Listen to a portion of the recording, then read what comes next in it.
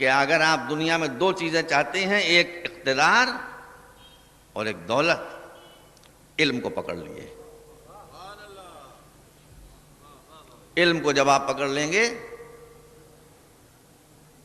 تو دولت بھی آ جائے گی اور پیسہ بھی آ جائے گا، اقتدار بھی آ جائے گا، حکومت بھی آ جائے گی، سب آپ کے قابو میں آ جائیں گے۔ کہتے ہیں لوگ، کہانی ہی ہے یہ، کیونکہ ایسا ممکن نہیں ہے بظاہر، کہ ایک پارس پتھر ہوتا ہے۔ پارس پتھر کی صفت یہ بتائی جاتی ہے کہ پارس پتھر کو لوہے سے لگاؤ اور لوہا سونے کا ہو گیا، لوہا سونے میں تبدیل ہو جاتا ہے۔ ایسا ہوتا نہیں ہے، لیکن کہا جاتا ہے، کہانیاں ہیں بہت سی، کہ پارس پتھر کی صفت ہے کہ لوہے سے لگا دو تو لوہا نہیں رہتا، سونا ہو جاتا ہے۔ پارس پتھر تو نہیں پایا جاتا، مگر علم میں یہ صفت پائی جاتی ہے کہ علم کو، میں بھی آپ کو ایک آدھ مثال دیتا ہوں، کہ علم کو اگر آپ پتھر سے لگا دیں وہ سونا ہو جائے گا۔ علم کو آپ بالکل بے قیمت مٹی سے لگا دیں، اس کی قیمت ہو جائے گی۔ پانی جس کی کوئی قیمت نہیں ہے، علم کو اس سے ملا دیں، پھر دیکھیے پانی کتنا قیمتی ہو جاتا ہے۔ دیکھیے بس میں پانی ہی کی مثال دے دوں آپ کے سامنے۔ پانی، جب تک انسان کے پاس علم نہیں تھا، کیا کرتا تھا انسان پانی سے؟ جس انسان کے پاس علم نہ ہو اس میں اور جانور میں کوئی فرق نہیں ہوتا۔ تو جب انسان کے پاس علم نہیں تھا تو وہ پانی سے وہی کام لیتا تھا جو جانور لیتے تھے۔ پیاس لگی، پانی پی لیا، انسان بھی یہی کرتا تھا، پیاس لگی، پانی پی لیا۔ جب جنگلی دور تھا تو جانوروں کی طرح سے جا جا کر چشموں میں اور دریاؤں میں، جیسے گائے بیل بھینسیں پانی پیا کرتے ہیں، یوں ہی وہ جا کے پیا کرتا تھا۔ جب تھوڑا سا علم آیا تو اس نے برتن بنائے اور برتنوں کے ذریعے پانی اپنے گھر میں لے آیا۔ دیکھیے اتنا سا علم آیا اور احتیاج ختم ہوئی۔ اور کرتے رہیے گا، اب اسے وہاں نہیں جانا، بھائی ایک مرتبہ گیا، باقی پانی کا ذخیرہ گھر کے اندر موجود ہے۔ پھر علم اور آگے بڑھا تو اریگیشن شروع ہو گیا، سینچائی شروع ہو گئی، نہریں بننے لگیں، کھیتیاں سیراب ہونے لگیں، باغ سیراب ہونے لگے، زراعت چمک گئی، پھل آنے لگے۔ پانی میں تو کوئی فرق نہیں ہوا، پانی کے تو کوئی اجزاء تبدیل نہیں ہوئے، پانی سے علم ملتا جا رہا ہے، اس کی قوت و صلاحیت میں اضافہ ہوتا جا رہا ہے۔ بہت مختصر مجلس ہے۔ اب علم اور آگے بڑھا اور اسی علم نے ڈیم بنائے، اور ڈیم بنانے کے بعد جنریٹر بنائے، اور جنریٹر سے بجلی بنی۔ بجلی کس نے بنائی؟ اسی پانی نے، چاہے تھرمل ہو اور چاہے ہائیڈرو ہو۔ پانی بنتی کہاں، بجلی کہاں سے بنتی ہے؟ پانی سے۔ بجلی بنی تو دنیا میں ایک انقلاب آ گیا۔ بجلی بنی تو ریڈیو بنے، بجلی بنی تو ٹی وی بنے، بجلی بنی تو کمپیوٹر بنے، بجلی بنی تو ریلیں دوڑنے لگیں، بجلی بنی تو ویڈیو فلمیں تیار۔ آج اگر دنیا سے بجلی لے لی جائے تو دنیا کہاں پہنچ جائے گی؟ وہی ہزاروں سال پیچھے پہنچ جائے گی۔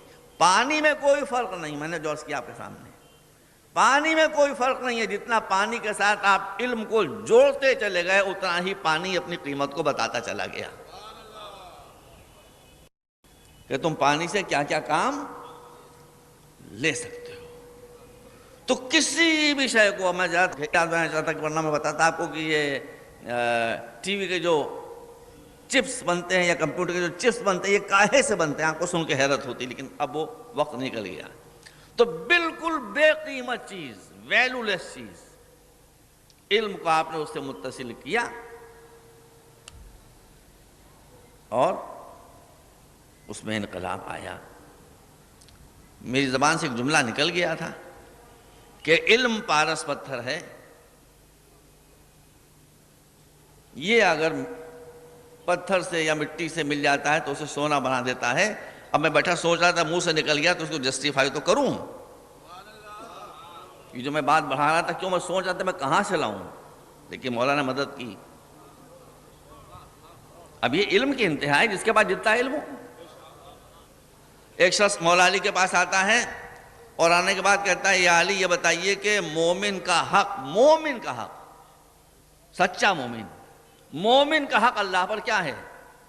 آپ نے فرمایا کہ مومن کا حق اللہ پر یہ ہے, سامنے ایک دیوار تھی مٹی کی, کہ وہ مومن اگر اس دیوار سے کہے کہ سونے کی ہو جا تو یہ سونے کی ہو جائے گی. مولانا نے کیا کہا تھا کہ اگر وہ کہے کہ سونے کی ہو جا تو وہ سونے کی ہو جائے گی, وہ سونے کی ہو گئی. دیکھا آپ نے سونے کی ہو گئی. تو اس مومن نے گھبرا کر کہا کہ آپ نے یہ تو نہیں کہا تھا کہ سونے کی ہو جا, آپ نے تو یہ کہا تھا کہ اگر مومن کہے. کہا کہ میں اسے کیا کروں, میں مومن کا حق بتا رہا تھا, اس نے امیر المومنین کا حق بتا دیا. اب جس کا جیسا علم ہے, سائنٹسٹ کے پاس جو علم ہے وہ علم علی کے مقابلے میں کیا حیثیت رکھتا ہے؟ کوئی حیثیت نہیں. کوئی سائنٹسٹ نہیں کہہ سکتا ہے جو چاہے مجھ سے پوچھو,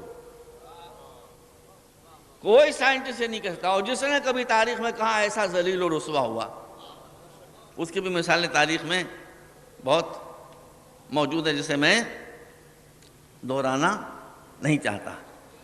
تو آپ یہ سمجھ لیجیے میرے بھائیوں, میں پیغام لے کر جائیں کہ اگر آپ نہیں پڑھ سکے ہیں تو اپنے بچوں کو پڑھائیں, جتنا پڑھا سکتے ہو پڑھائیں. اس لیے کہ اسلامی سماج علم کا سماج ہے. مسلمانوں کو جو زوال ہوا ہے وہ دو وجہوں سے ہوا ہے. اسی وجہ کا موقع ملا تو کل میں پڑھوں گا, نہیں تو پھر نہیں پڑھوں گا, انشاءاللہ پھر دیکھا جائے گا. ایک عقل کو چھوڑا, جذبات کو پکڑا. عقل کو چھوڑا, جذبات کو پکڑا. بے عقل آدمی کے سامنے جب خلاف مرضی کوئی بات ہوتی وہ فوراً غصے میں کانپنے لگتا ہے. صاحب عقل جب اس کی مرضی کے خلاف کوئی بات ہوتی ہے تو وہ مسکراتا ہے اور موقع کا انتظار کرتا ہے. سمجھ رہے ہیں؟ تو ایک تو عقل کو چھوڑا مسلمانوں نے, یہ ہے سب سے پہلا امت مسلمہ کے زوال کا سبب. اور دوسرے علم کو چھوڑا, یہ ہے دوسرا سبب. اسلام کا سماج عقل کا سماج ہے, اسلامک سوسائٹی عقل کی سوسائٹی ہے, اسلامی معاشرہ عقل کا معاشرہ ہے, اور اسلامی معاشرہ علم کا معاشرہ ہے. سن لیجئے, حضور پیغمبر کریم خاتم المرسلین تھے, افضل الانبیاء تھے, ان سے بڑی کوئی ذات دنیا میں نہیں گزری ہے. ان کے اوپر صرف اللہ ہے, باقی جتنے ہیں وہ سب ہم سے چاہے جتنا اونچے ہوں مگر ان سے نیچے. یہ ہر مسلمان کا عقیدہ ہے جس میں ہم بھی شامل ہیں. اب ایک شخص رسول سے پوچھتا ہے, ایک رسول کا مقدس صحابی, کہ سرکار یہ بتائیے کہ موت نظروں کے سامنے ہے اور ہمیں یہ احساس ہے کہ بس اب ہم 1 منٹ میں 2 منٹ میں ختم ہونے والے ہیں, مگر ہمارے ہوش و حواس ہیں, برقرار ہیں, تو یہ 2 منٹ جو ہماری زندگی کے باقی ہیں اس میں ہم کیا کریں؟ جواب دیجئے, جواب دیجئے. آپ کے علماء یہ کہیں گے, آپ کے فقہا یہ کہیں گے کہ جلدی جلدی کلمہ پڑھنا شروع کر دو, قرآن پڑھنا شروع کر دو. بولا نہ مانیے گا, میں تو حدیث ہے جو آپ کے سامنے پیش کر رہا ہوں, یہی سب آپ کہیں گے اور غلط نہیں کہیں گے. مگر جب رسول سے وہ صحابی پوچھتا ہے کہ 2 منٹ باقی ہیں مرنے میں, ہمارے ہوش حواس ہیں, ہم کیا کریں؟ تو کہا کہ یہ 2 منٹ کا وقفہ غنیمت سمجھو, ان 2 منٹوں میں کسی علمی موضوع پر کسی سے بات کر لو. کیا فرمایا؟ کہ 2 منٹ جو بچے ہیں اس میں کسی علمی موضوع پر کسی آدمی سے بات کر لو کہ دنیا سے جاؤ تو جاتے جاتے علم میں کچھ اضافہ ہو جائے۔ تو سیاسی نیتاؤں میں، سیاسی رہبروں میں اور نبی میں فرق یہ ہوتا ہے۔ چرچل بہت مشہور سیاستدان تھا، اس نے سیاستدان کی بڑی اچھی ڈیفینیشن کی ہے، گرہ میں باندھ لیجئے، جس کی بھی جو بات اچھی ہو اس کو گرہ میں باندھ لیجئے۔ چرچل ایک زمانے میں تھا نہیں، مجھے تو یاد بھی نہیں ہے، بہت زمانہ ہو گیا، مگر بہت مشہور گزرا ہے، برٹش پرائم منسٹر تھا۔ تو وہ یہ کہتا تھا کہ پولیٹیشین کی اس نے تعریف کی ہے کہ he thinks something else, says something else and does something else۔ سیاستدان کی سب سے بہتر تعریف یہ ہے کہ اس کے دل میں کچھ ہوتا ہے، زبان سے کچھ اور کہتا ہے، کرتا کچھ اور ہے۔ مگر جو خدا کا رسول ہوتا ہے وہ کہتا بعد میں ہے، کرتا پہلے ہے۔ تو اب رسول نے کیا فرمایا؟ رسول نے فرمایا کہ اگر 2 منٹ کا وقت تمہارے پاس باقی ہے اور تم ہوش و حواس میں ہو تو اس 2 منٹ کے وقت کو کسی علمی گفتگو میں صرف کر دو۔